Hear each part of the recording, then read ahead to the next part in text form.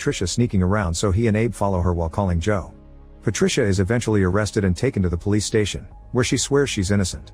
She confirms Dwight broke up with her, and the night of the murder he was going to tell Emily the truth. Hearing about Central Park, Patricia reveals Dwight was killed on the spot where he proposed to Emily. The group goes to the park and does a little reenactment that proves Emily didn't have the strength to kill Dwight, not to mention she has an alibi. Someone must have killed Dwight to keep Emily around, so the cops decide to arrest her to set a trap. In the evening, Norman's lawyer goes to the park to search for the golden pen he buried after the murder to confirm the cops don't have it. The detectives surround him and immediately arrest him. It turns out the lawyer is in love with Emily and killed Dwight to keep her from running away with him. While giving Emily an update on the case, Henry and Joe assure Emily that Dwight truly loved her and tore up the check because he didn't want the money. Afterward, Henry takes a cab home only to discover that the driver is his mysterious stalker Adam. Minutes ago, Adam killed the real taxi driver and stole the car to trick Henry.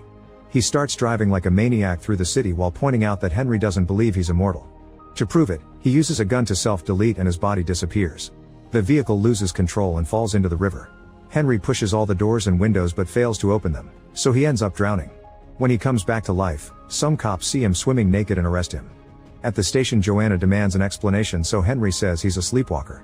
Joanna tells him being eccentric is fine, but this can't go on because it'll challenge his credibility.